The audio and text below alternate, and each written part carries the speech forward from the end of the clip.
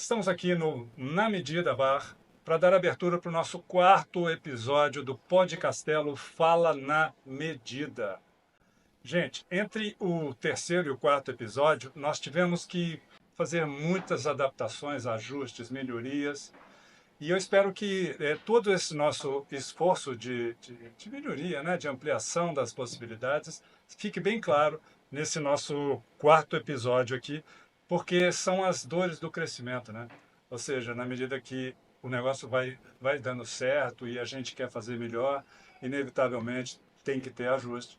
E nós ajustamos muita coisa. Vocês vão ver, com certeza, que esse quarto episódio vai ser show.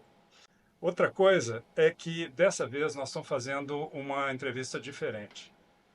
Das outras vezes nós tivemos uma coisa mais personalista, mais autobiográfica dos entrevistados.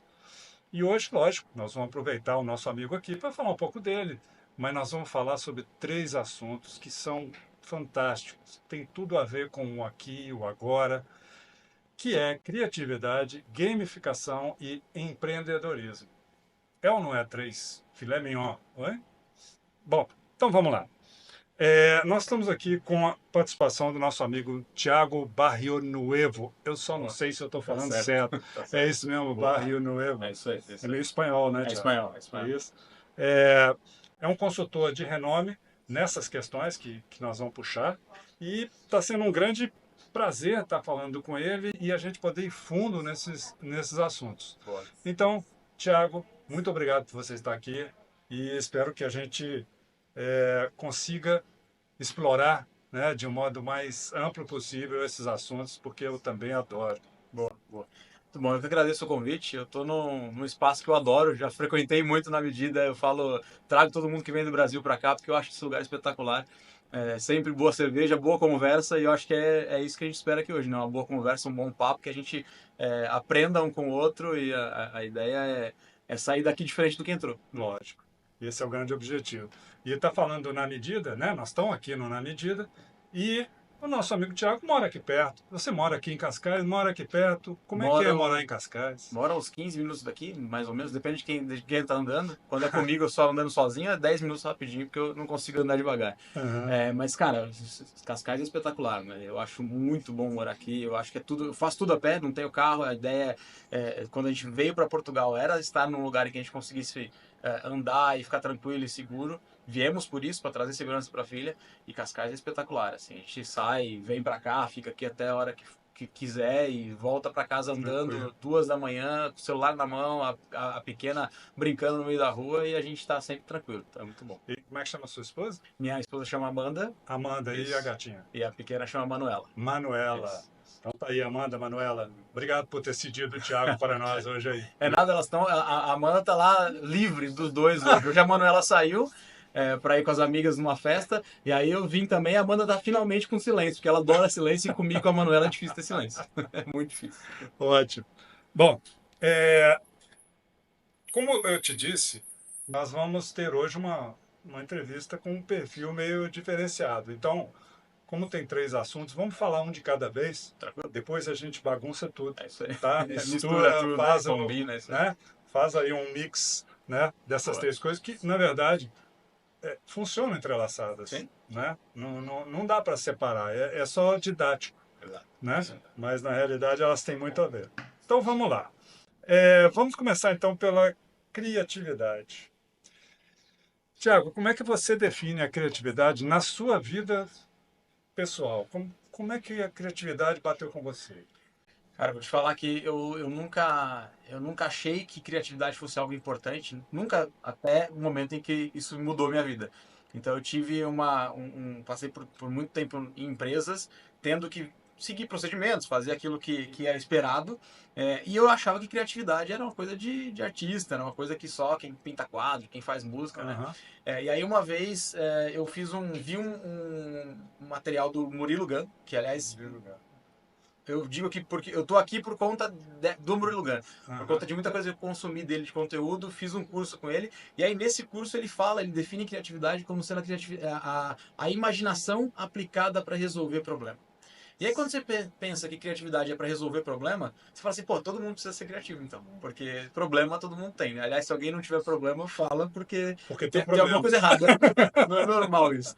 Então, entender sobre isso mudou completamente a forma como eu via as coisas e como eu reagia aos problemas. Então, o olhar criativo veio de entender o que é criatividade. Eu também acompanhei um pouco o Murilo Gano, eu acho ele um cara muito inteligente Espetacular. e ele consegue fazer umas conexões bem interessantes e eu nunca tinha pensado nele em termos de criatividade. Mas agora que você está falando, é exatamente esse é o grande diferencial dele. Né? Ele tá numa pegada hoje bem mais de autoconhecimento e tudo mais, mas ele veio da criatividade, ele estudou na NASA e aí ele voltou de lá, montou um curso de criatividade e assim, passou por muita gente pelo curso dele, e esse curso para mim fez muita diferença, assim, foi o que realmente, foi o que fez eu tomar algumas decisões na vida que me trouxe até aqui, Que inclusive, para mexeu com Portugal. você. Exato. Você acha que a criatividade é algo interessante ou é algo indispensável na vida de uma pessoa? Ah, não, eu acho que é indispensável. Eu acho que quando você olha como sendo algo, como sendo você ter que usar uma imaginação ou ter que resolver problemas, nem todo problema tem uma solução pré-definida. Alguém já resolveu. Então, assim, você nem precisa ter trabalhado numa empresa, ou não precisa ser empreendedor para precisar ser criativo. Se você tá no meio da rua, tá andando e acontece um problema, se você nunca viu ninguém resolver aquele problema, você vai ter que resolver. E aí nessa hora você tem que ser criativo para resolver, porque você vai ter que criar uma solução para resolver aquele problema. Então, para mim, criatividade é indispensável. E mais indispensável é saber o que é criatividade e saber como aplicar a criatividade. Porque às vezes as pessoas acham que sabem o que é criatividade e dizem assim: ah, eu não sou criativo, então se eu não sou criativo, então eu não tenho que resolver nada, ou eu não tenho como resolver esse problema que eu tenho hoje. Agora, se você olha a criatividade de uma forma diferente e entende qual que é o processo, você vai saber, inclusive, que você já foi criativo e talvez você não está sendo hoje porque você foi muito bloqueado ao longo do tempo. Então, para mim é indispensável. É uma das habilidades mais importantes, inclusive não para mim só. A World Economic Forum coloca a criatividade como uma das habilidades mais importantes para o futuro do trabalho. Então, ela tá, acho que para 2025 ela estava em quinto ou sexto. E se eu não me engano, a última pesquisa que saiu tá em primeiro. Preciso confirmar porque eu acho que não é da World Economic Forum a última pesquisa que eu vi. Mas aparece criatividade como uma das primeiras, junto com depois inovação e conhecimento de inteligência artificial e de programação. Quer dizer, é Está muito bem indispensável. colocada, né? Porque tem uma palavra, né, que é muito famosa, chama soft skills, né? Sim. Eu acho que criatividade é realmente top em termos disso. E hoje em dia, com a inteligência, né, artificial atuando, meu Deus, como é que a gente pode se diferenciar? Né? A gente se diferencia através do que a gente tem aqui na nossa mente. Sim. E o que nós temos que diferencia muito do computador é justamente aquele tchan, aquele algo mais, aquela visão fora do padrão que Isso. eventualmente resolve problemas. É a criatividade, É né? isso. Eu acho até que isso já não é tão assim mais, mas há poucos anos atrás diziam que qualquer trabalho que fosse estruturado, linear e programável vai ser substituído por máquina. E agora, quando você olha a inteligência artificial, ela até trabalhos que não são necessariamente estruturados ou lineares, ela consegue trazer resultado e trazer a solução. Mas eu participei de uma discussão uma vez com a Câmara de Comércio Britânico e Português aqui em Lisboa, e a discussão era: a inteligência artificial vai ameaçar a criatividade humana? E eu falei, na minha cabeça é completamente diferente disso. Na verdade, ela vai aumentar a criatividade humana se você souber usar. Então, quem quiser lutar contra a inteligência artificial vai ter um problema. A gente vai precisar saber usar aquilo e quem souber usar de forma criativa vai levar a criatividade para outro nível. Então, Eu concordo plenamente. Eu lembro daquela história dos ludistas, né? Lá como é que chamava? Na Revolução Industrial, que eles quebravam as máquinas, né, de tecer, é, as primeiras máquinas, justamente porque sem as máquinas eles continuavam com o emprego. sim. Ou seja, você lutar contra a Contra, tecnologia exato. não Não, funciona, não adianta. né? Você falou um negócio agora aí que eu achei interessante. As pessoas falam que não são criativas. Isso pode acontecer? É verdade? As pessoas não são? Como é que é? Eu não consigo imaginar uma pessoa não ser criativa ou passar a ser criativa ou deixar de ser? Assim, no geral, a gente nasce criativo. Tá? Você pegar uma criança, você vai dizer, cara, a criança é criativa, porque a criança não sabe a resposta certa.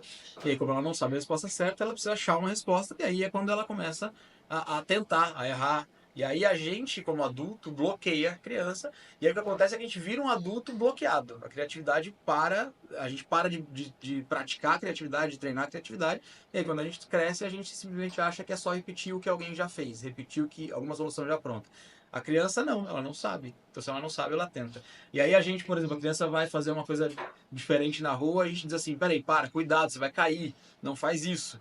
E aí ela para de testar ou de tentar algo novo porque a gente está dizendo que ela vai se machucar. E aí a gente bloqueia aquele fluxo de pensamento que ela tinha que podia trazer alguma coisa nova ali. Sim. Então, na verdade, a gente é criativo, todo mundo pode ser. Óbvio, você pode nascer com níveis de criatividades diferentes, mas você é criativo. Peraí, Thiago. Opa, Surgiu boa. um problema aqui agora. Isso é um problemão, cara. Surgiu um problema sério. Obrigado, Obrigado. Elisa. No bar tem que ter cerveja. Espetacular. Tem que ter. Muito bom. Um brinde. Saúde. Um Um brinde. brinde à criatividade. Bom, então vamos voltar um pouquinho nessa história aí da criança. Eu acho fantástico esse exemplo. Porque a gente começa a ter resposta pronta para tudo. Pra tudo. E aí, quando a gente não tem a resposta pronta, a gente trava e fala, e agora? O que eu faço? E se a gente tiver essa cabeça de que, peraí, se ninguém resolveu, eu tenho uma oportunidade aqui de um problema de ser uma pessoa criativa, de fazer diferente, a gente encara diferente o problema. Sim. Então, é isso que eu falei quando eu entendi um pouco mais de criatividade. Quando você olha para um problema, você fala assim, tá, se ninguém nunca resolveu, pode ser que eu tenha uma oportunidade de ser o primeiro a resolver e, de alguma forma, levar isso para fora, para outras pessoas. Então, voltando para a questão de tem pessoa que é criativa, tem que não é aquilo que eu falei. Tem gente que pode ser um pouco mais criativa, nascer um pouco mais criativo, mas todo mundo nasce criativo. O problema é que a gente é bloqueado e esse bloqueio que a gente recebe pode ser mais ou menos. Uhum. Que eu acho, inclusive, que é uma das que eu falei, né, que foi uma das coisas que me trouxe para cá. O Murilo Gun fala num dos cursos dele que ele quando a gente fala de criar crianças criativas, ele tinha um curso desse, e ele fala que é uma das coisas que a gente tem que aprender a não bloquear os nossos filhos. Então, a gente a gente cria o filho na base do medo e não do amor. Então assim, a gente vai botando medo e vai dizer assim, não faz isso, você vai cair, cuidado. Não é... Pensando e aí, no bem dele, no mas... bem dele. Só que a gente está bloqueando e esse medo é o que a gente faz também com a gente. Quando a gente tem um medo, a gente, em vez de fazer algo que a gente quer, que nos aproxima de algo que a gente quer, na verdade a gente faz algo que nos afasta de algo que a gente não quer. E faz muita diferença isso. E, inclusive foi uma frase dessa de a gente ouvindo no carro, eu e minha esposa, chegando para pegar a nossa filha na escola, no Brasil, a gente morava em Sumaré, no interior de São Paulo. A gente chegando, a gente ouviu no podcast ali, dizendo assim, ó, a gente toma muita decisão com base no medo e não no amor. Então, assim, tem que ir com medo mesmo. E a gente tava nessa discussão de vai ou não vai para Portugal. E aí a gente se olhou e falou assim, não, então vamos. O que nos impede de ir? É só o medo de não dar certo. Mas a gente quer. Então vamos tomar a decisão de ir e se não der certo, não deu. Mas pelo menos a gente foi, tentou e não deixou o medo bloquear. A gente está aqui hoje por isso, por conta dessa decisão. Olha só, às vezes um podcast muda uma vida. Né? Vocês já É pensaram verdade. nisso? Então a pessoa, ela pode dizer que não é criativa, mas ela tem o poder de voltar a acessar aquela essência criativa que ela perdeu. Perfeito. Tá? É isso mesmo. Só que isso tem que ser algo deliberado, isso tem que ser algo persistente. Ela tem que treinar, né? Tem que voltar a treinar, tem que entender o processo, tem que entender. As pessoas falam assim, tô com bloqueio, eu sou bloqueado a criatividade, eu não consigo resolver. Mas é porque talvez você nem saiba do processo criativo, né? E o processo criativo começa quando você tem um problema e você sabe que você precisa resolver aquele problema. Então a primeira parte do processo é entender que você tem um problema, definir um problema. Quando você sabe que você tem um problema para resolver, aí você fala, tá bom, eu sei o que é isso, agora eu tenho que me preparar para resolver esse problema. E se preparar significa você voltar e acessar o que você tem de repertório, aquilo que você conhece, aquilo que você sabe sobre o problema, sobre pessoas que já passaram pelo mesmo tipo de problema, ou sobre formas que você poderia tentar resolver aquele problema. E aí a gente acha que acabou aí e a gente já tem que resolver o problema. E aí a fase que todo mundo ignora, ninguém conhece na criatividade, é a fase de incubação. Que hora que você fala assim, bom, eu tenho problema, eu me preparei, eu sei mais ou menos o que eu tenho que fazer, mas eu não estou ainda 100% seguro do que eu tenho, de como resolver. Eu vou sair do problema agora, vou fazer outra coisa, eu vou andar, eu vou caminhar, eu vou tomar um banho, eu vou passar 2 dias sem olhar para esse negócio, que aí, mas dizendo claramente para você, pro seu cérebro, às vezes, inclusive falando alto, ó, eu vou deixar esse problema incubar. E aí, em algum momento, o cérebro tá por trás ali trabalhando, você não sabe, mas ele tá lá, e aí você tá tomando um banho e vem aquela ideia, eu já sei como resolvo aquele problema. Então e aí que essa é a fase de iluminação, a hora que você tem a ideia. Aham. Só que a pessoa acha que tem ali, tem um problema, já tem a iluminação. Não, você tem um problema, você se prepara, você deixa incubar e aí vem a iluminação, que é a hora que você tem a ideia.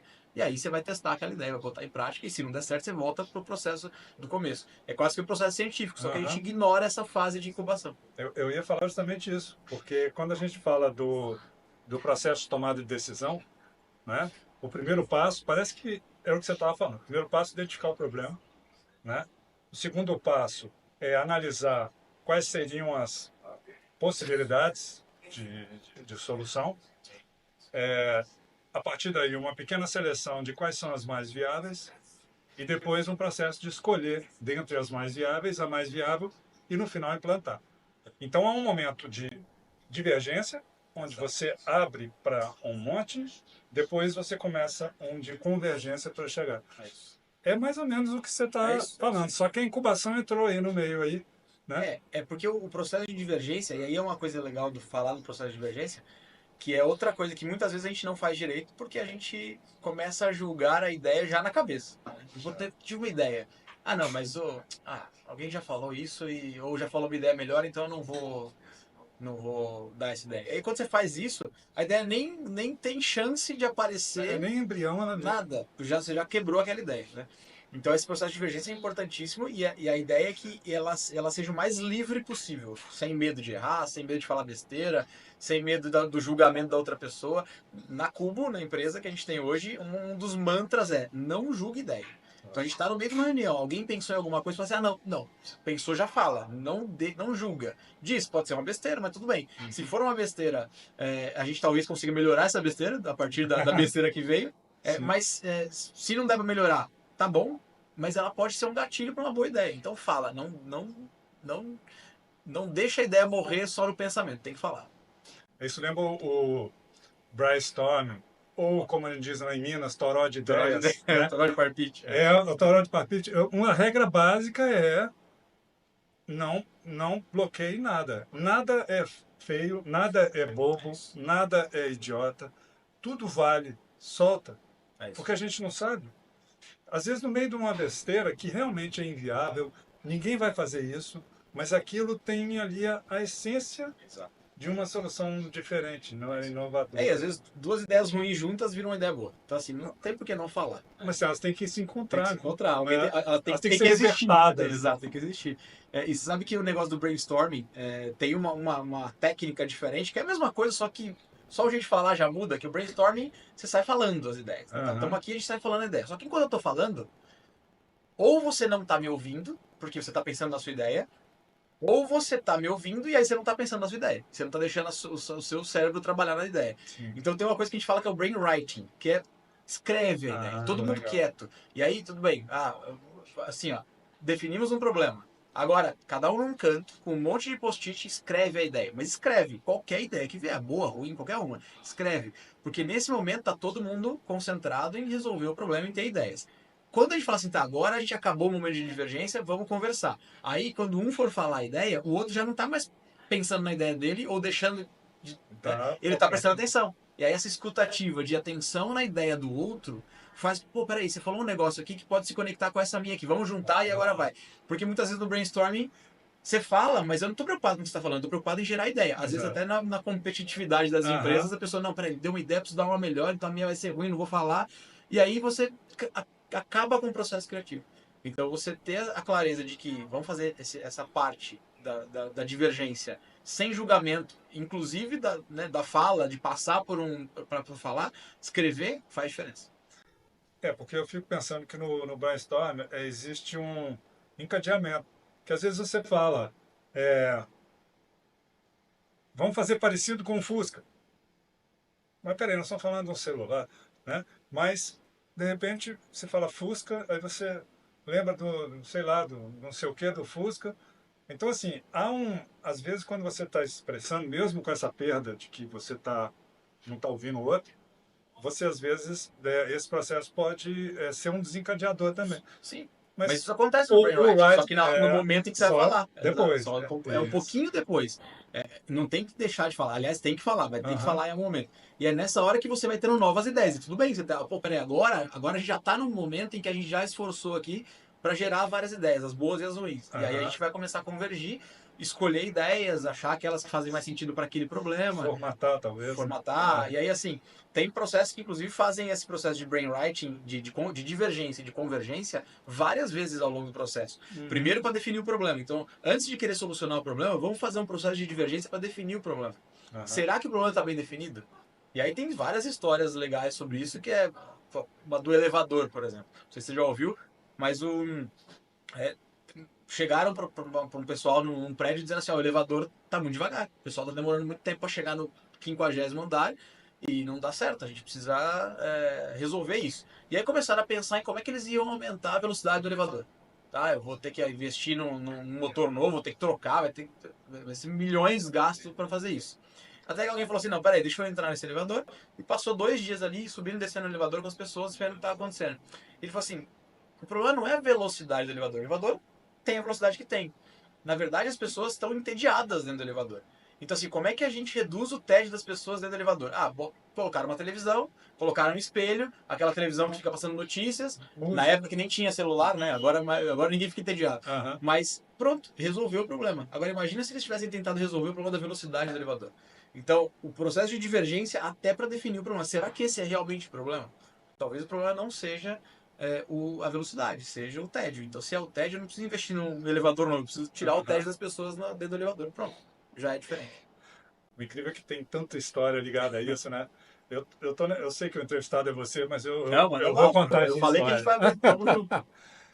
Que numa fábrica estava acontecendo um problema que lá na linha de produção, às vezes a caixa, o produto saía vazio, né?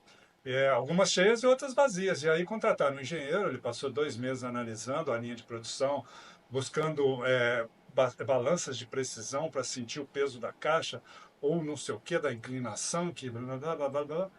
Enfim, não sei quantos milhares de dinheiros gasto com o engenheiro. E quando foram lá para poder fazer as transformações, chegaram lá, o pessoal disse, não, o problema já está resolvido. Mas espera aí, nós contratamos um engenheiro e o problema está resolvido. Como é que foi resolvido? Aí foram lá. Chegaram lá, eles puseram um ventilador. E aí o que, que acontecia? Quando a caixa passava vazia, o ventilador empurrava a Tirava. caixa. E pronto. E quanto custou? 80 reais. R$ 80. Então, Essa é uma história real do Unilever, mas chegaram a investir mesmo nas balanças. sim, Gastaram gastaram. milhões mesmo. Gastaram. E aí eles foram olhar a máquina estava desligada. E aí foram tentar entender como é que não tinha mais rejeição das caixas com a máquina Isso, desligada. E aí exatamente. pegaram lá o pessoal da fábrica, falou assim, Exatamente. aquilo era chato demais, parava toda hora a linha de produção. A gente foi lá, juntou 80 reais, fez uma vaquinha e pronto. Agora com esse ventilador aqui, a caixa vai embora. Espetacular. Espetacular. Eu sempre disse que criatividade é eminentemente humana. Eu acho que essa é uma verdade. Mas às vezes a gente fala assim, nossa, mas como a empresa X é criativa? Empresa criativa? Como é que uma empresa pode ser criativa? A empresa ela pode dar um ambiente criativo, ela pode ter uma cultura criativa, mas são as pessoas que vão criar. A empresa sozinha não cria nada. Mas isso é importante, eu acho que o ambiente é importante. Se a empresa não der um. E quando eu falo ambiente, não é um ambiente, tá? Tem um lugar Físico só. com jogos, com puff, não é isso. Aham. É o ambiente.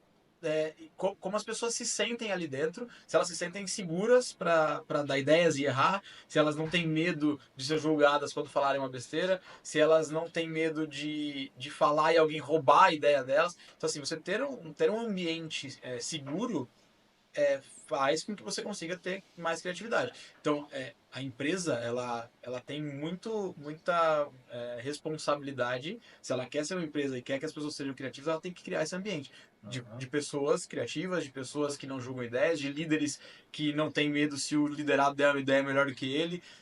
Inclusive, a gente fala, tem um dos workshops que a gente faz, que a gente chama de lideratividade, que é como o líder consegue ser criativo criando um ambiente seguro para as pessoas serem criativas.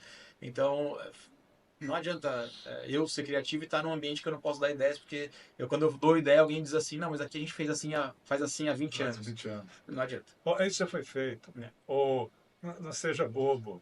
Pô, deixa de ser Não vai criança, inventar moda, para né? de inventar Para moda. de inventar moda. É. Isso tudo joga a Você criatividade. sabe que uma das coisas que eu acho bem legais, assim, mais profundas quando a gente fala de criatividade, você falou de deixar de ser criança, né? Você imagina, geralmente quando você, você entra numa reunião, numa empresa, você começa a reunião, você senta lá, as pessoas não chegaram ainda, tá lá todo mundo conversando, e aí tem alguém fazendo uma piada, tem outra pessoa brincando, falando do time, outro tá zoando, não sei o Aham. quê, tá todo mundo dando risada, né? Aí chega alguém que diz assim, tá, chegou todo mundo, tá, agora vamos falar sério. Aí quando a pessoa fala, agora vamos falar sério, é como se Acabou. ele estivesse tirando a criança de dentro da sala e falando assim, a criança fica lá fora, vão ficar só os adultos aqui dentro e a gente vai falar sério agora. E aí isso dá aquela baixada de energia, vamos falar sério, então eu não posso brincar, então eu não posso pensar nada diferente, eu tenho que agora resolver um problema e eu tenho que resolver o problema do jeito que me esperam que resolva o problema. Pronto, acabou a criatividade ali. Então uma das coisas que a gente brinca, inclusive, é nunca falar, no momento de divergência, de geração de ideias, nunca dizer para as pessoas, agora vamos falar sério. Não, vamos brincar, vamos continuar brincando. E um dos chefões da criatividade que a gente chama é o brincadeira de criança. A gente deixa de brincar porque a gente acha que brincar e trabalhar tem que ser separado. Né? Tem hora de lazer, tem hora de trabalho. E se a gente puder brincar enquanto trabalha, a Aham. gente vai ser muito mais criativo. Isso me lembra duas coisas. Tem um autor que fala dos, não sei se é 5 ou 6 chapéus Ah, sim, da isso é legal. criatividade. Desculpa, eu não lembro o nome dele agora, mas vai aparecer aí escrito alguma hora. É, ele fala do negócio dos chapéus e é um pouco isso. É, Né? Tem hora que a gente, sei lá, tem que pôr o chapéu de criança, tem que pôr o chapéu do chato, é. o chapéu do que incomoda, do que provoca, né?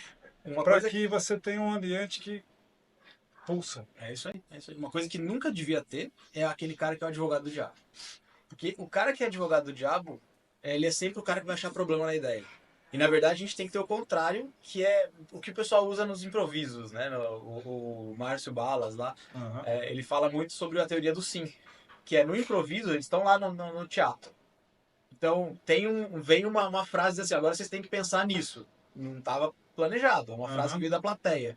E aí o primeiro cara aqui, o primeiro ator que sai, ele vai fazer aquela ação. Imagina se os outros dissessem assim, não, isso aí não vai dar certo. Pronto, acabou com o espetáculo. Então eles são obrigados a aceitar a ideia daquele lá e entrar na ideia junto. Aham. O advogado do diabo corta a ideia na hora e ninguém mais consegue nem brincar com aquela ideia, trabalhar naquela ideia porque ele cortou. Então não pode ter esse cara, tem que ter sempre alguém que diz assim, tá, peraí, essa ideia pode até ser que ela seja ruim, mas vamos tentar melhorar essa ideia? E aí tem alguém que tá sempre querendo melhorar a ideia do outro. Então, assim, Sim, como é que eu faço essa ideia que pode ser ruim virar uma ideia melhor? Que é o que eles fazem no improviso. É sempre um ajudando o outro a trazer o espetáculo sim. ali Você quer o improvisado. sucesso, é um Sim. cooperar, né? Exato, exato, Não competir, exato. né? Tem uma coisa que eu acho que é fundamental, é que eu acho que criatividade faz bem para a saúde. Eu falo isso em termos pessoais, porque se eu passar, sei lá, uma semana sem fazer nada que puxe minha criatividade, eu fico mal, sabe? Então, assim, eu brinco com a minha esposa que a criatividade ela é o remedinho que meu cérebro precisa para eu ser uma pessoa mais Boa. equilibrada, entendeu? E aí eu estou sempre inventando alguma coisa que me obrigue a exercitar a criatividade. Show. Então eu acho que isso, se faz bem para mim, pode ser que faça bem Faz bem pra todo para mundo. outras É isso. pessoas, ou seja, incorpora a criatividade no seu dia a dia. Né? E começa por isso, por entender o que é a criatividade e saber que você pode treinar. Se souber que você pode treinar, você já vai pensar diferente. Se você fala assim, não sou criativo, você já bloqueia aí, já fala, não vou tentar. Uhum. Mas é isso. Então, assim, se a gente for fechar um pouco esse assunto aqui, a gente poderia dizer então que criatividade é. Criatividade é a gente conseguir, com os recursos que tem, resolver o problema que a gente tem na hora, que a gente precisa. Às vezes isso pode ser mais rápido, mais demorado, mas a gente não pode achar que criatividade é, é algo que a gente não é, que a gente não tem. Criatividade é a gente resolver problema de uma forma diferente do que os outros resolveram. E isso vai acontecer o tempo todo. Então, coloca sempre essa visão de que se eu tenho um problema, eu posso repetir o padrão ou de que alguém já resolveu, mas se eu me esforçar um pouquinho e fazer um pouquinho diferente, eu estou treinando minha criatividade e isso pode me levar a lugares diferentes daqui para frente. Então, é, Inclusive, dos primeiros testes de criatividade é usos alternativos para objetos comuns, Sim, né? sim. Então a pessoa pegava e falava, vou pegar um tijolo, para que você pode usar esse tijolo?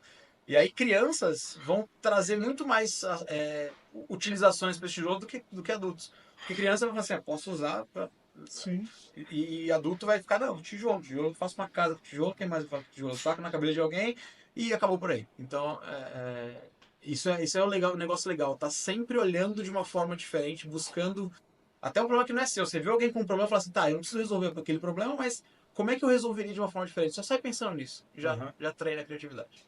Tem uma palavra também que tem a ver com criatividade, que é ambiguidade, né? Às vezes você vira e fala assim, não, mas essa coisa é essa coisa.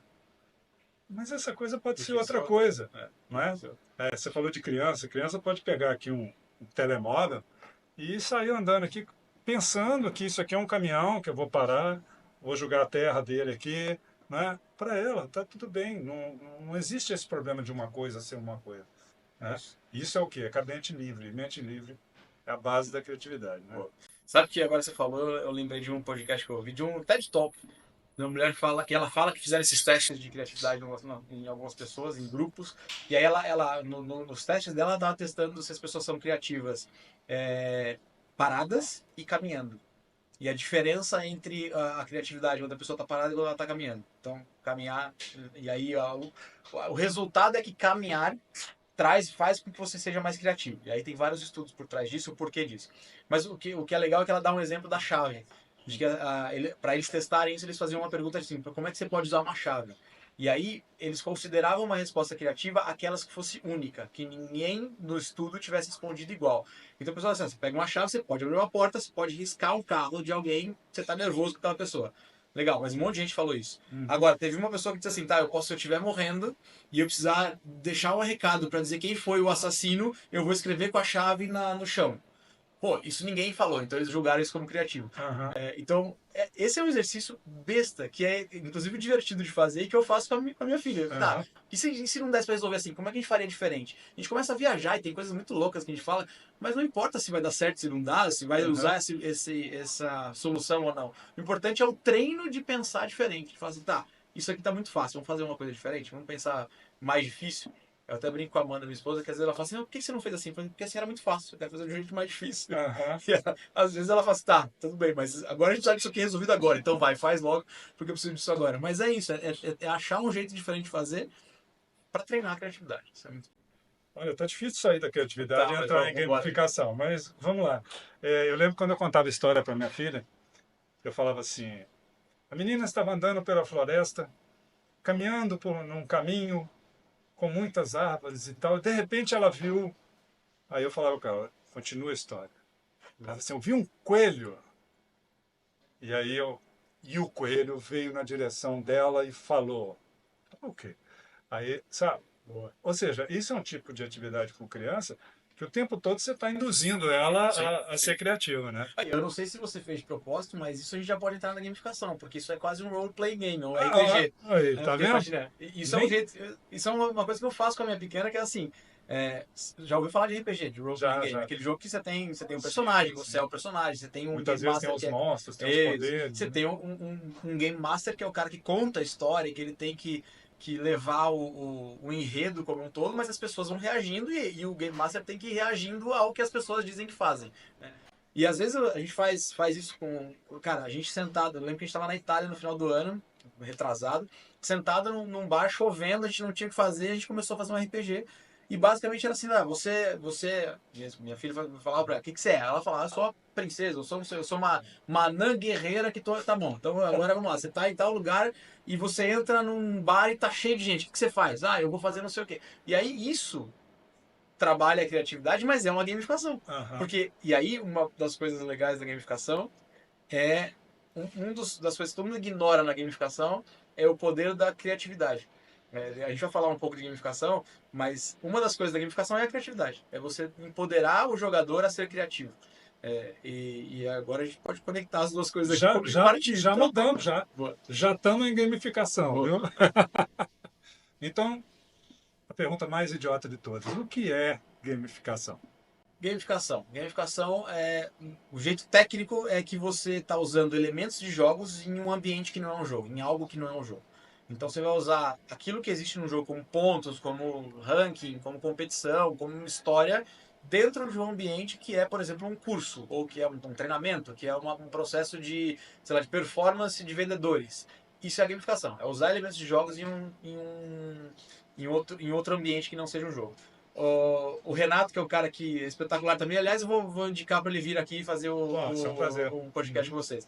Ele é um cara que entende muito de gamificação e ele fala que gamificação é você ter um problema desnecessário e você resolver esse problema desnecessário porque você quer, não Aham. porque Não porque precisa, precisa. né, na Então, criatividade, assim, né? o jogo em si é.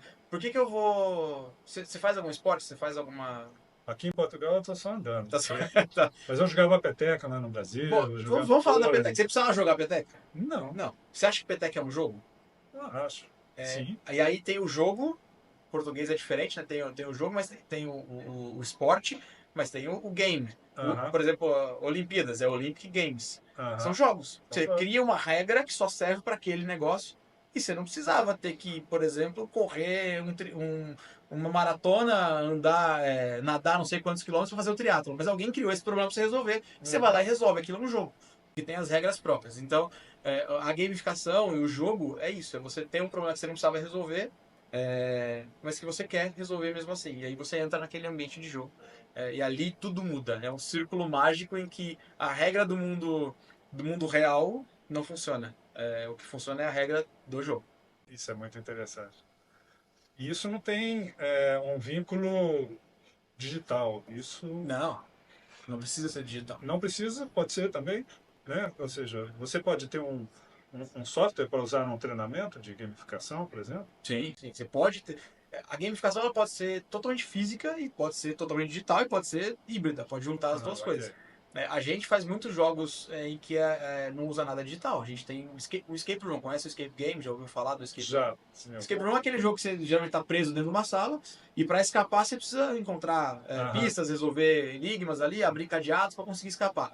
Aquilo não precisa ser nada digital. Você está num ambiente físico e você tem que passar por aquilo.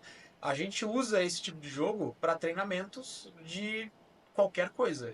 A gente cria um jogo baseado num conteúdo e quando a pessoa joga o escape room para ela abrir um cadeado, ela tem que, por exemplo, saber a visão da empresa.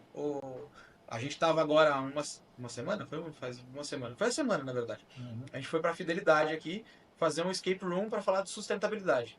Então a gente estudou toda a cartilha de sustentabilidade da Fidelidade e a gente criou um escape room que tinha cinco caixas, mais o computador que tinha duas senhas no computador para eles bloquearem vídeo e depois finalizarem o jogo. A gente criou um ambiente que as pessoas estavam, vocês estão sendo invadidos por um hacker e antes de instalar o vírus vocês precisam parar. Só que para parar o vírus você precisa saber a senha para parar o vírus. Né? E tá aqui o que o hacker deixou no ambiente. E aí eles iam encontrando informações sobre qual era a visão 2030 da empresa, quais são os objetivos de desenvolvimento sustentável que a empresa trabalha. E aquelas informações geravam senhas para abrir os cadeados, que no final eles tinham uma senha para parar a instalação do vírus que ia bloquear todo o sistema da empresa.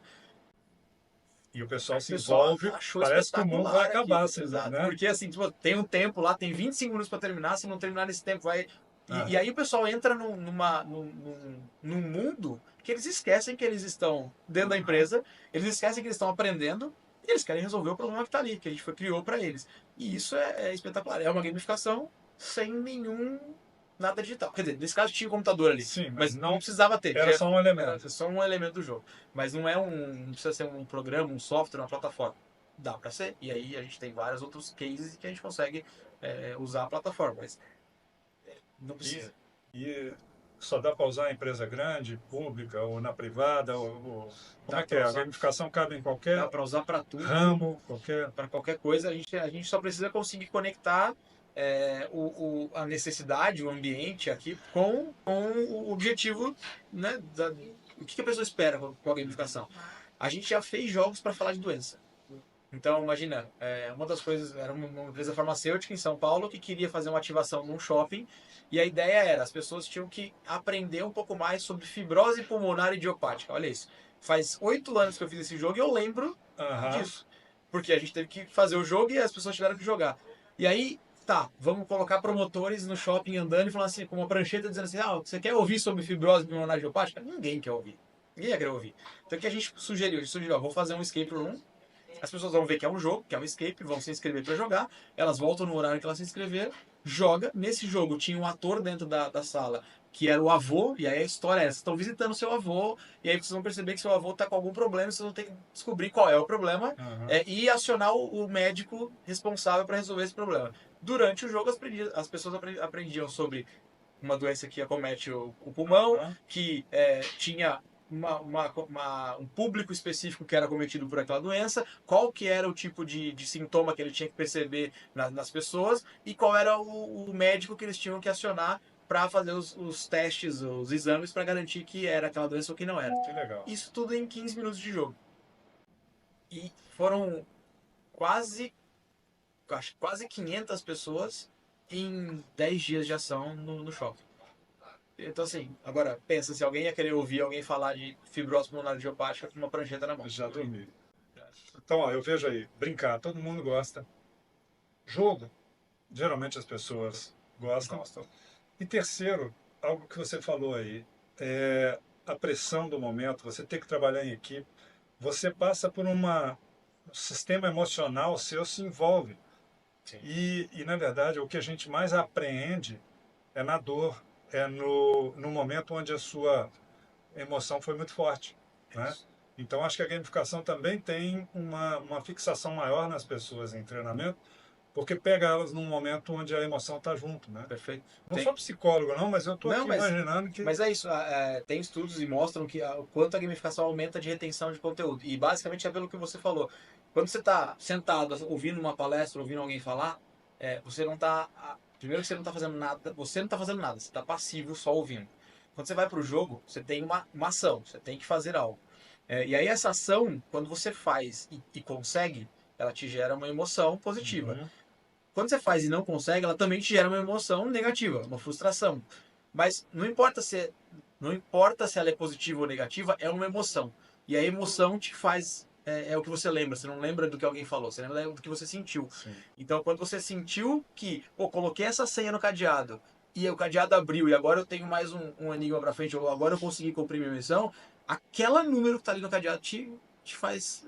Você vai lembrar aquele número, aquela senha, ou o processo que você passou com a sua equipe para resolver o problema, você nunca vai esquecer. E aí é onde você tem a retenção de conteúdo muito maior do que fazendo algo passivo, ouvindo só. Mas eu estou lembrando que a gente conversou e você disse que a gamificação veio também porque você conta a história aí que você tinha 6 anos Ah, boa. e do videogame. É. Eu troquei um videogame, eu troquei a chupeta, então eu chupava a chupeta até os 8 anos ali. Trocou a chupeta Eu pelo troquei a videogame. chupeta por um videogame. Falei pro meu pai que era um videogame. Ele falou, tá bom, eu te dou o videogame, você vai me dar a chupeta. E aí, em um momento, ele chegou em casa com o videogame e eu falei, tá bom, tá aqui, dei a chupeta pra ele. E comecei a jogar videogame com 8 anos. Comecei a jogar o meu videogame, porque eu já jogava na casa de prima, na casa de... Aham. E aí eu falei, pô, dali em diante, a chupeta em inglês chama pacifier, né? Que é o que acalma, o que pacifica Aham. o bebê. Isso. E hoje o que me pacifica, o que me acalma é o videogame. Então, assim, eu tô estressado, eu tô nervoso, eu vou jogar videogame. Então, desde os 8 anos, eu jogo videogame, eu fui. Aí joguei videogame, joguei jogos de tabuleiro, jogava de tudo. E eu sempre gostei muito disso. Gostei muito de estar num ambiente em que as regras do mundo não se aplicam. Eu tô ali naquele ambiente, aqui eu sou outra coisa, eu sou outro personagem, sou outra pessoa. Inclusive, aí falando só um tema da criatividade, dos workshops que a gente entrega chama Vida é um Jogo. Que basicamente é isso. Cada jogo que você joga é um personagem diferente que você é. E na vida, cada coisa que você faz é como se você estivesse jogando um jogo diferente. Uma coisa é eu jogar o jogo do trabalho. Eu tenho que estar lá no trabalho, eu sou um personagem. A outra coisa é eu tô dirigindo. Já é outro jogo que eu tô jogando. Eu preciso tomar mais cuidado. Tem coisas aqui que eu tenho que... Tem outras regras aqui no jogo da direção. Aí eu chego em casa ou eu vou para um bar com amigos. é outro ambiente, é outro Sim. personagem, é outra coisa. Então, desde os 8 anos eu vejo a vida assim, porque agora, qual que é o jogo que eu vou jogar, né? Aham. Então, o jogo entrou na minha vida desde os 8 anos. Mas eu só vim pro mundo da gamificação em 2015, que foi quando eu comecei a jogar Escape Room no Brasil. E falei, pô, eu consigo conectar. E aí vem a parte criativa, que é, eu tinha 15 anos de experiência no mundo corporativo. Eu conseguia conectar esses 15 anos de experiência com os 40 de experiência, os 30 de experiência que eu tinha em jogos, porque eu jogava jogo desde os 8. Aham. Então, assim, pô, peraí, eu consigo falar do mundo corporativo, eu entendo do mundo corporativo, já fui líder de 10 pessoas. E eu entendo de jogos. Eu junto essas duas coisas e eu faço algo diferente. E aí foi aí que a gente entrou pro mundo da gamificação, que é levar esse ambiente de jogo pro mundo corporativo para tirar aquela coisa chata, aqueles treinamentos que ninguém aguenta mais, aquelas team buildings que são sempre do mesmo jeito, e levar um jogo que faça as pessoas serem transformadas através dele. Foi assim que começou a gamificação. Tem algum marco da gamificação? Quer dizer, começaram a falar dela por causa de alguma experiência, alguma situação, alguma empresa? Não, Tem tem alguma? vários Ou foi uma coisa que livros. foi no ar Não, assim? tem muitos livros antigos, inclusive, que falam de jogos, e começou muito com ludificação, que não era necessariamente a Aham. gamificação, que era você trazer uma coisa lúdica pro ambiente corporativo, e aí depois foi pro termo gamificação. Eu não sei dizer anos ou quando isso aconteceu, mas eu sei que existe uma teoria, uma metodologia, na verdade, do Yu Kai Shao, que é um dos caras mais influentes na gamificação e que tem essa metodologia, que ele fala chama Octálises, e que ele trabalha com 8 core drives da motivação do ser humano. Então, que é uma das coisas importantes da gamificação. Você tem que fazer a gamificação para as pessoas e não para o processo. Né? Você tem que Uhum. focar nas pessoas. Se pegar uma gamificação que funcionou para um público e levar para o outro, não vai funcionar. Porque são públicos diferentes, têm Uhum. ambientes diferentes, têm necessidades e comportamentos diferentes. Então, é sempre focado naquelas pessoas. A gamificação mais correta é aquela que você cria para aquele público e não aquela que você pega de alguém que já aplicou e adapta. Se você tentar adaptar o público à gamificação, não vai dar certo. Então, tem um dos marcos, assim, de quando as coisas começaram a ser mais abertas com o Will Caixal. Ele fez um TED Talk que é espetacular, inclusive, quem puder depois procurar. Ele fala sobre a gamificação e ele fala sobre os 8 core drives. E é isso que hoje a maioria das pessoas que entendem de gamificação utilizam para criar a gamificação. Podia entrar um pouquinho no empreendedorismo, né? Que eu acho que é um tema, porque talvez para algumas pessoas a criatividade, gamificação, nunca ouvi falar, mas empreendedorismo é uma coisa mais perto de todo mundo, né? Ainda mais com essa história do mundo do trabalho, que não é mais o mundo do emprego, né? É o mundo do trabalho e aí o empreendedorismo entra muito forte nisso, né? E me tira uma dúvida aqui. Nós, todo mundo é empreendedor, você acha? Eu acho que deveria ser, mesmo que fosse dentro da empresa, porque o empreendedor é aquele cara que resolve o problema, né? Que tem um problema para resolver, ele vai resolver. No final das contas, tem muito a ver com criatividade, mas o cara que é empreendedor, ele identifica um problema e ele cria uma solução para aquele problema. Geralmente, quer dizer, por que a pessoa criou uma empresa? Porque ela viu que existia uma demanda, um problema que não era resolvido ou que naquele momento, naquele lugar não estava sendo resolvido. Ela criou uma empresa para resolver aquele problema das pessoas e com isso ela está empreendendo. É, eu acho que todo mundo pode ser empreendedor, mesmo quem não queira ter uma empresa. Internamente nas empresas, no seu cargo, onde você trabalha, você pode ser empreendedor. Empreendedor no sentido de ter a intenção de perceber o que está acontecendo à sua volta e falar, pô, se tem um problema aqui, eu vou resolver, mesmo que não seja a minha responsabilidade ou da minha Aham. área. É, Agora, óbvio, não adianta. Tem que tomar cuidado do. Você falou, todo mundo é empreendedor. Tem gente que é um artista espetacular. E aí, quando ele vai abrir uma empresa, ele não consegue tocar a empresa, porque na verdade ele só é um artista, ele não é um empreendedor, ele não entende da empresa, dos conceitos todos. Então, tem que tomar mais cuidado. Acho que todo mundo pode ser empreendedor, mas você tem que estudar para isso, não vai ser um empreendedor, né, sem saber o que você está fazendo. Uhum. Eu agora não lembro muito não, mas eu lembro que tinha três papéis que o empreendedor tinha que fazer. Que um deles era de artista, o outro é guerreiro e tem um terceiro que Tem um que é o visionário, mas eu não sei agora qual que você está falando. Eu sei que Não você é? está falando, mas eu não lembro também do Isso conceito. bate um pouquinho. Tudo bem, você pode ser um grande artista, mas se você não for um cara que consegue organizar as coisas, É, né? Eu acho que esse terceiro elemento tem a ver com saber organizar. E o terceiro é ser guerreiro, quer dizer, e a luta também. fazer. Porque senão você fica cheio de ideias, É isso, né? não adianta nada. Você conhece gente que é assim, né? Toda vez que você senta num bar com ele, ele já está te falando sobre o próximo negócio que ele vai criar e tal, mas nunca sai da casa das É ideias, isso. É isso. né? Tem até uma frase que fala, né, que um balde de ideias é R$ 1. 1 euro um balde de ideias. Pô, tá aqui, 1 euro. O ideia todo mundo pode ter. O ponto é colocar essa ideia, Uhum, testar, fazer, ter coragem de botar ela para funcionar. E aí o executar é a parte que geralmente muita gente trava. tá. E na sua opinião, você acha que as escolas nos preparam para sermos empreendedores? Não, não.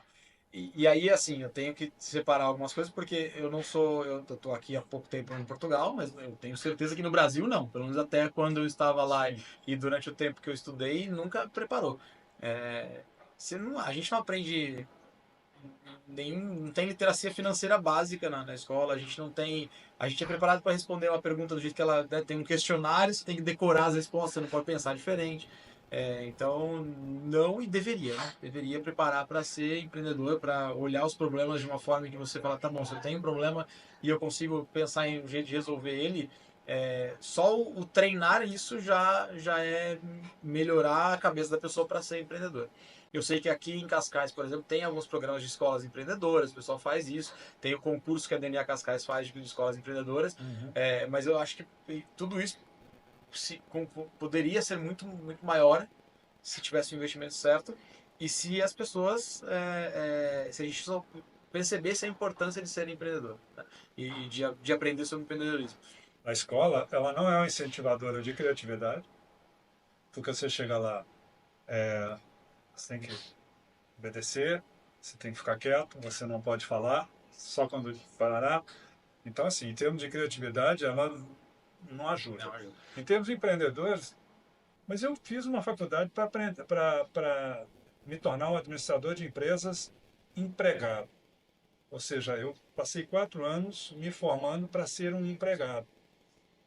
A vida me levou para longe disso, mas eu fui formatado para isso. E se a gente for na escola hoje, apesar de agora ter a disciplina de empreendedorismo e tal, eu acho que muito da formação da escola ainda é dentro desse perfil, né? Sim. E sabe que eu também, né? Eu fiz administração de empresas e eu fiz para ir para trabalhar numa empresa. Na minha cabeça eu ia ser sempre, ó, eu ia chegar num cargo de diretoria, de vice-presidência, de uma empresa. E só que isso na escola, na escola, na faculdade, eu tinha essa cabeça. Mas quando eu começo a olhar para trás e perceber as coisas que eu fazia, no final das contas eu já tinha um pouco do empreendedorismo desde cedo. Uma das primeiras coisas que eu fiz na vida foi dar aula de inglês, porque eu queria pagar a faculdade, eu não tinha no dinheiro para pagar a faculdade. Não, foi até antes, na verdade. Ia tirar a carta, tirar a CNH. Aham. E eu não tinha dinheiro para tirar a CNH. Eu falei, cara, preciso ganhar dinheiro? Como é que eu vou fazer isso?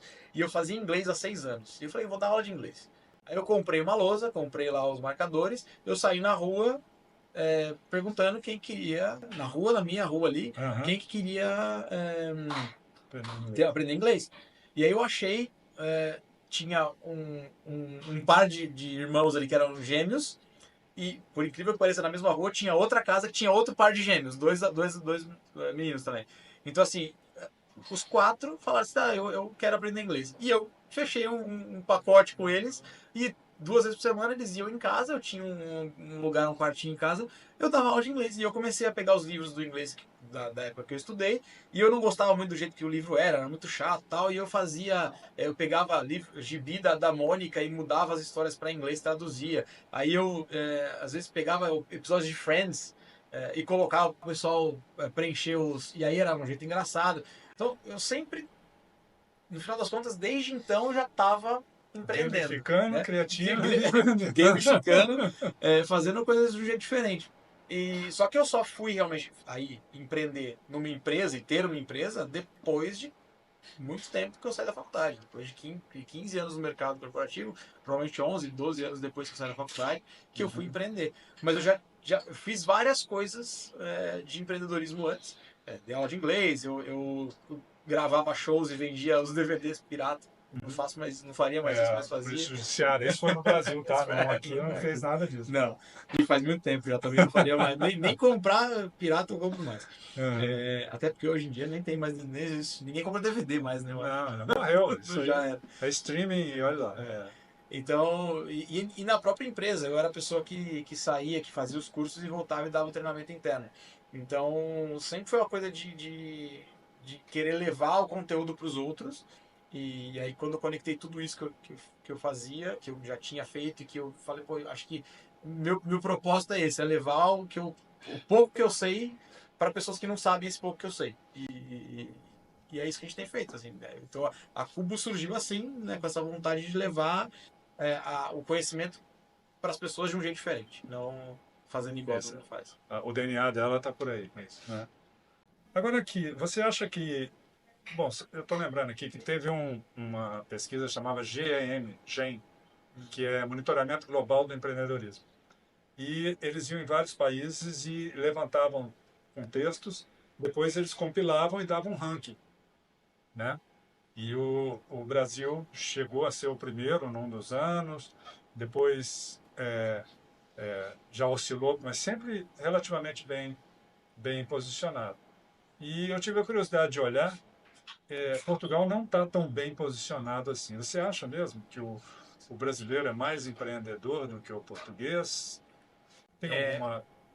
Vamos usar a sua sociologia um pouquinho. O que você acha disso? Não, o que eu sinto, e aí eu sinto não só empreendedores, mas até as pessoas que trabalham dentro de uma empresa, a diferença cultural de pensamento das pessoas no Brasil e em Portugal é absurda mesmo.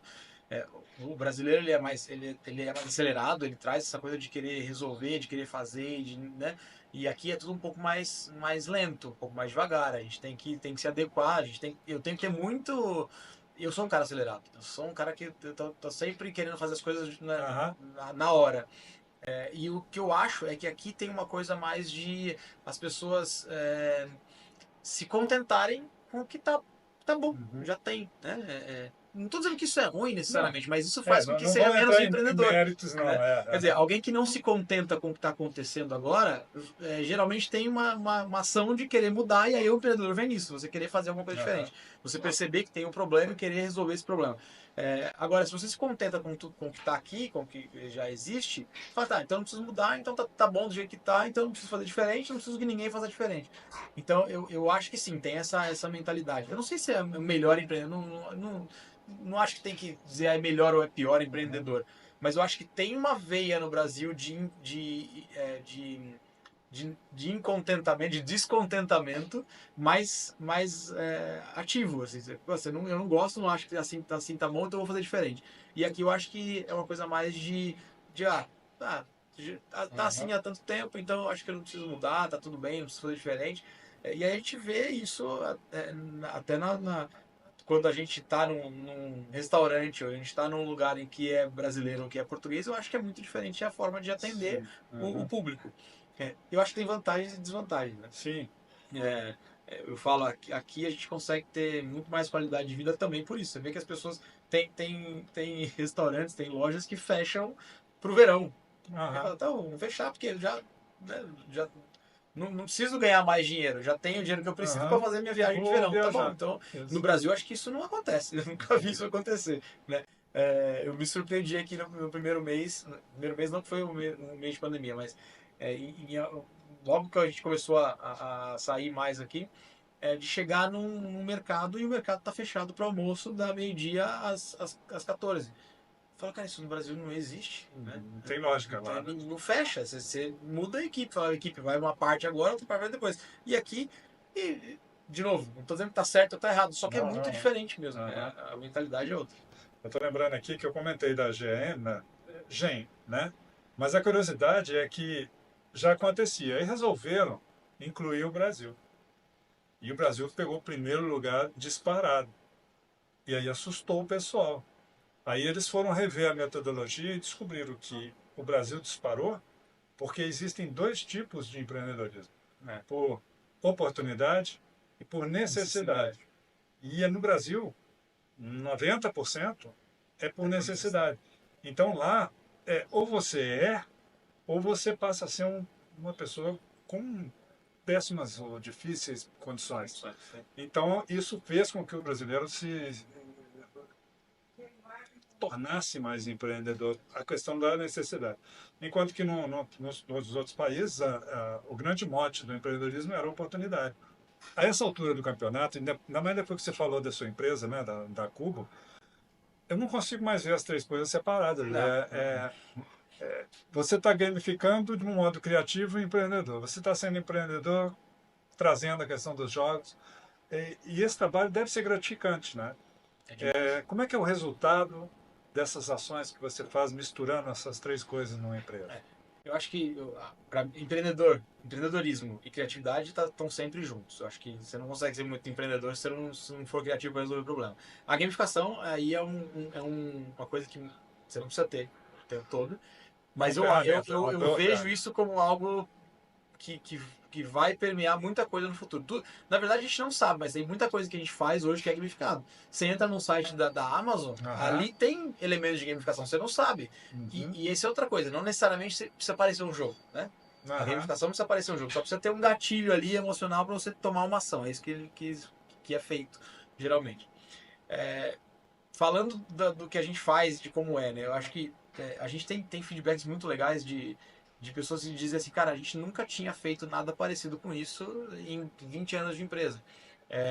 Porque é, é, quando a gente usa a gamificação, é realmente algo diferente, né? Um jogo, você levar um jogo para dentro de uma empresa, no Brasil já é mais normal isso, mas é normal em grandes empresas e ali, sei lá, São Paulo, Rio de Janeiro, Sul, no Nordeste já não é tanto. E a gente teve casos assim do pessoal falar assim, cara, eu não consigo imaginar como é que vocês criaram isso, esse jogo. E a facilidade que a gente tem de criar o jogo é porque a gente conhece do mundo empresarial e a gente conhece de jogos. Então é muito legal quando a pessoa sai de lá e fala assim, pô, eu queria. O feedback mais legal que eu tenho é quando assim, a pessoa terminou um jogo de 25 minutos e escreve no feedback dizendo assim, podia demorar mais, podia durar mais. Eu gosto, não sei se você provavelmente conhece e segue o Clóvis de Barros. Né? E ele fala que o instante de vida que você quer que continue, que você não quer que acabe, é um instante de vida feliz. É a definição que ele dá pra felicidade. E você saber, o cara dizer assim, pô, acabei de jogar o seu jogo, não queria que terminasse, pô, o cara tava feliz jogando meu jogo, aprendendo, saindo de lá diferente, pra mim isso é o mais legal de ouvir, sabe? Que no episódio anterior eu falei sobre flow, né? E é mais ou menos isso. Acho que se você está num trabalho desse, né, como funcionário da empresa, envolvido num trabalho, numa situação dessa, você entra em fluxo, você entra realmente naquela coisa onde você desconecta e você só quer resolver aquilo. E isso acho que é um momento de felicidade mesmo. Né? Você entra em flow, cara, a gente tem jogos que a gente faz online, então imagina, às vezes são 20, 30 pessoas online jogando um jogo juntas, elas em teoria já estão ali o tempo todo trabalhando online, às vezes não aguenta mais a tela, mas a gente põe num jogo que demora 1 hora. E a hora que acaba, o pessoal fala assim, cara, não vi que passou essa 1 hora. E isso é o flow, né? Quando você entra num estado em que você não percebe o tempo passar, em que você tá ali e tá 100% focado, presente naquele momento. Isso é espetacular, assim, é muito legal você ver as pessoas entrando em flow com uma coisa que você criou, que você proporcionou, então é muito legal. Na época que eu estava em sala de aula, eu falava muito que dentro do empreendedorismo, se você tentar ser mais um, cara, vai ser complicado. Pode dar certo, mas vai ser complicado. Você tem que tentar ser aquele um. Ou seja, você tem que ser aquele que as pessoas olham e falam, opa! E isso tem a ver com inovação. Sim. Então, acho que esses três elementos que a gente conversou hoje, talvez o resultado, ou uma das.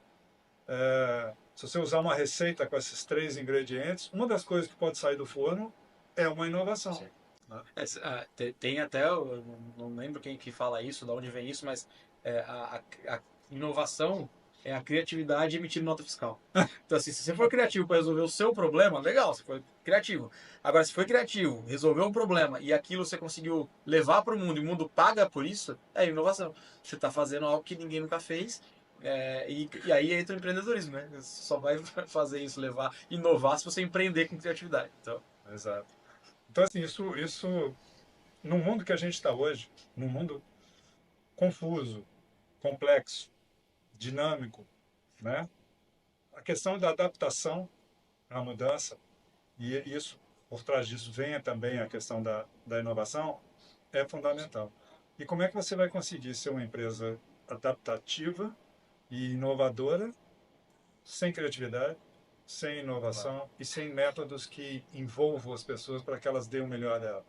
Impossível, né? não dá, não tem jeito. Então nós estamos no caminho certo. É o caminho certo. Nós não, você, né? Eu estou só falando sobre isso. Não, mas aqui, eu nunca vi um podcast dentro de De um bar, né? bar. Pois é, e a gente. Pena que o garçom não passou mais aqui, Olha lá. né? Mas Pô. tudo bem.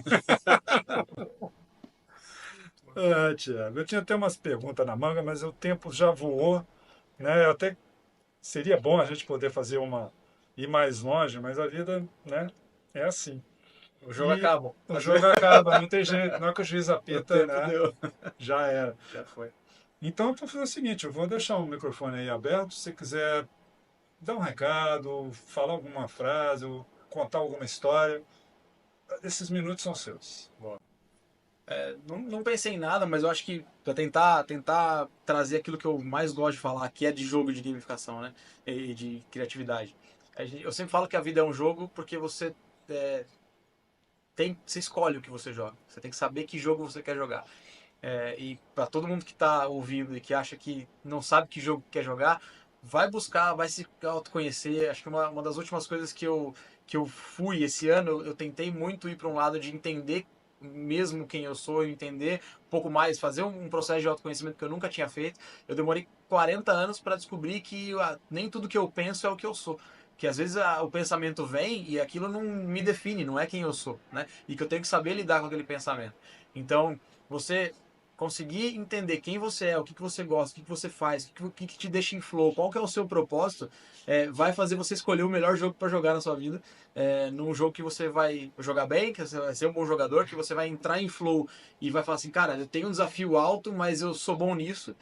Então é buscar esse jogo, né? Buscar saber qual é o seu melhor jogo, qual é o seu melhor personagem, investir nisso para viver feliz, viver bem, viver de um jeito em que você não quer que o momento acabe, né? Então, assim, eu falo hoje, cara, eu trabalho muito, assim, tô sempre fazendo alguma coisa, trabalhando, às vezes de noite, às vezes de fim de semana, mas eu não quero que aquilo acabe. Eu não tô trabalhando para esperando que dê 6 horas para eu ir embora para trabalhar. Não, porque eu faço uma coisa que eu realmente amo, que eu gosto de fazer e que não me e aí eu devo isso às pessoas que também que estão comigo, né? A Amanda, quer dizer, quando a gente teve essa ideia de fazer a Cubo, a Amanda, a gente fala que ela é a player 2, mas muitas vezes ela é a player 1. Ela é a pessoa que tudo que sai de maluquice na minha cabeça é ela quem faz o negócio acontecer, ela quem organiza, ela quem faz aquilo ser palatável para o cliente. Então, cara, escolher o ambiente certo, ter as pessoas certas do seu lado, jogar o jogo que você quer jogar, é essencial para você viver uma vida boa e feliz, né? Então, a gente não falou disso, mas eu passei por um processo difícil ano passado, porque eu tinha escolhido as pessoas erradas para jogar. Olha. E o que me fez não desistir disso que eu faço hoje é porque eu tinha um propósito, porque eu tinha na clareza de que, tá, pode ser que aconteça de novo aquilo que aconteceu, mas eu não vou deixar de ir porque eu tô com medo. Na verdade, eu aprendi com o que aconteceu, vou fazer diferente. A gente erra, a gente aprende, a gente faz diferente. E eu tinha um propósito. Então eu tinha um propósito, tinha a Amanda do meu lado, e a gente fez um processo novo do jeito certo, que a gente aprendeu com o nosso erro. Então, acho que tentar resumir joga o jogo que você é bom, que você gosta de jogar, que você entre em flow, que você faça com propósito, que aí você, mesmo quando dá errado, você não vai simplesmente apertar lá o game over, você vai ter um continue, você vai ter um jeito de fazer um pouquinho mais, porque você tá fazendo aquilo que você gosta. Então, Nossa, é isso. eu acho que isso está fechando com chave de ouro, porque eu acho que esse é um dos grandes segredos da, sei lá, da felicidade, do sucesso. é efetivamente você se autoconhecer a ponto de você perceber direito os seus talentos e também perceber aquelas coisas que te põem em flow. Sim. Que aí você começa a fazer e nem percebe que você está trabalhando, você está simplesmente fazendo. E aquilo, com certeza, vai ser bom. Vai ser bom para você, vai ser bom para o seu cliente, vai ser bom para o todo, né? Agora, enquanto a gente não descobre, né, ou a gente não faz esse trabalho de ver quem eu sou, onde eu estou, qual é a minha, onde é que eu posso realmente contribuir mais, aí fica difícil de achar sua trilha, né? E que E bom que você achou e nós estamos aí, aqui nesse lugarzinho especial que é espetacular. Cascais, Sim. né? E cada dia mais a gente está tendo seguidores daqui de Cascais. Isso está sendo uma conquista, porque a gente quer falar sobre isso. A gente quer falar sobre desenvolvimento pessoal, a gente quer falar de qualidade de vida, de evolução, não é? Do todos os desafios que é uma vida, às vezes, fora do seu país ou fora de uma organização, você tem que fazer sua vida. Né? Esses são temas que a gente sempre está trazendo para cá, porque eu acho que o nosso público ele tem um perfil de pessoas um pouco mais vividas, mais experientes, que estão numa cidade que de alguma maneira é pulsante, é diferente, Cascais de outras cidades de Portugal, e às vezes sente uma carência de ouvir pessoas que estão vivendo mais ou menos a mesma coisa. Sim. Né? Então é por isso que assim é Pod Castelo, é o elo que a gente quer fazer entre essas pessoas. E eu convido você a fazer parte da nossa Falamília, né? Ou seja, a família do Fala Boa. na medida, tá? Muito bom. Que é mais ou menos essa proposta, é o nosso propósito e a gente quer contar com você aí daqui para frente. Tamo junto. Olha, Tiago, eu quero agradecer porque foi um papo para lá de interessante. Eu acho que se tiver uma oportunidade, ou quando você quiser, tem uma cadeira sempre aqui disponível para você. Se você sentir que há um empreendedor, né? Se você achar que há um assunto, há uma questão que vale a pena trazer para cá, ou uma pessoa, como você sugeriu, poxa, nós vamos agradecer muito porque nós estamos nesse processo de fazer bem, fazer melhor e atingir o nosso objetivo. Tá? Eu já vou dizer que, além do Renato, a gente tem que trazer aqui o Eduardo. O Eduardo é meu sócio e é a pessoa que foi o nosso mentor nesse processo que a gente passou ano passado. E ele é um cara espetacular para sentar aqui e falar sobre disciplina, sobre produtividade, sobre hábitos atômicos. Ele é um cara que fez 13 Ironman, então imagina o quanto o cara não é disciplinado. E fez a diferença na nossa vida no último ano. Então ele é um cara que assim que ele vier para Cascais eu vou te falar para trazê-lo para cá. Então, se o seu Harry Potter, E ele é eu o vou te dizer uma Dumbledore. coisa, eu gostaria muito que a Amanda, minha esposa, participasse e falasse, porque ela tem muito conteúdo, ela é uma pessoa espetacular, sábia demais, quem me guia a gente está aqui por conta dela, mas ela é uma pessoa que é das bastidores, então ela não gosta muito de falar. Quem sabe um texto, algo escrito, ela manda. Não, ela manda. Ela manda. E aí, eu falo, Amanda. Ela manda bem, ela é Amanda e ela manda ainda, né? E ela manda também. Ela manda. Boa, então. Bom, Thiago, então é isso. Obrigado. Eu quero muito agradecer a todos que acompanharam a gente. Né? Vamos falar um pouquinho para ali também. Agradecer a todos que falaram, que estiveram aqui conosco. É sempre uma honra para nós estar oferecendo, né, bons convidados, boas entrevistas. E eu acho que hoje a gente superou. Eu acho que a gente hoje teve um papo muito gostoso. Se você não for embora, nós vamos desligar as câmeras e continuar a nossa conversa, porque eu acho que tem muita coisa ainda para nós. E lembre-se de seguir a gente no YouTube e no Instagram. Nossos trabalhos lá, quinzenalmente a gente põe um podcast, mas todo dia tem alguma coisa, tem uma reflexão, tem um corte, onde a gente, né, vai compartilhando partes, porque hoje às vezes a pessoa não tem tempo para ver o todo. Sim. Então vamos ver devagarzinho, vamos ver por partes. Boa. Então, conto com vocês aí, nos ajude nesse processo de ocupar esse espaço dessa nossa meta de ter um podcast de Cascais, voltado para quem vive aqui e gosta daqui, certo? Tchau, valeu. Obrigado. Obrigadão, Valeu. tá? Até mais. Muito obrigado obrigado pelo convite. Muito bom. Valeu!